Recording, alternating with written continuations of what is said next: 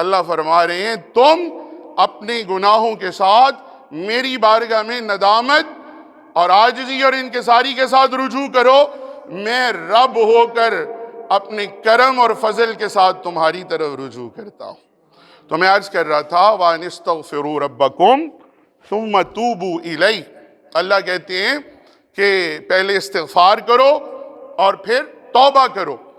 استغفار میں اور توبہ میں فرق ہے۔ استغفار کا مطلب ہے گناہ چھوڑ دینا، گناہ چھوڑ دینا، اپنے آپ کو روک لینا، ندامت اختیار کرنا اور اپنی زبان سے معافی کے کلمات ادا کرنا، اس کا مطلب ہے استغفار۔ کیا مطلب ہے؟ یعنی ندامت اختیار کرنا، اپنے آپ کو گناہوں سے روک لینا اور اللہ کی بارگاہ میں معافی کے کلمات ادا کرنا، اسے استغفار کہتے ہیں۔ اب یہ ایسے ہی ہے کہ بندہ دروازے پر کھڑا ہو گیا، اس نے ندامت بھی اختیار کر لی ہے اور اس نے وہ الفاظ جو معافی والے ہیں وہ بھی ادا کر دیے ہیں اور اپنے آپ کو گناہوں سے روک لیا ہے، تو دروازے پہ کھڑا ہے۔ تو توبہ کا یہ مطلب ہے کہ جس طرح انسان گناہ کرتے ہوئے اللہ کی بارگاہ سے دور چلا گیا تھا، پلٹ گیا تھا، اب وہ شرمساری ندامت اختیار کرتے ہوئے اسی سرعت اور اسی رفتار کے ساتھ فرما برداری، تقوی اور محبت کے ساتھ اللہ کی بارگاہ میں واپس آ گیا ہے۔ یہ دو لفظ ہیں، ان کے معنی الگ الگ ہیں۔ استغفار کا مطلب توبہ نہیں ہے، توبہ کا مطلب استغفار نہیں ہے۔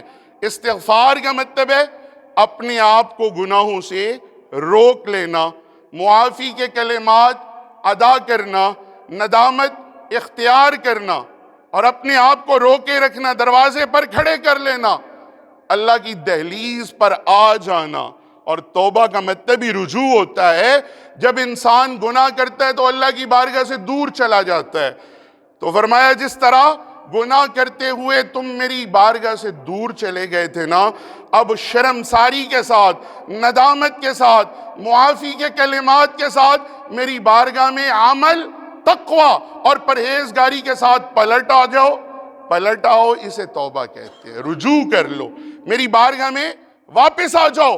تو مالک کائنات فرماتے ہیں جو میری بارگاہ میں واپس آتا ہے، من تقرب منی شبرن تقربت منہ ذراعا، اگر وہ چل کر آئے تو میں دوڑ کر جاتا ہوں، اگر وہ ہاتھ باندھ کے آئے تو میں اپنی رحمت اور اپنے کرم اور فضل کے ہاتھ کھول کر اپنے بندے کی طرف جاتا ہوں۔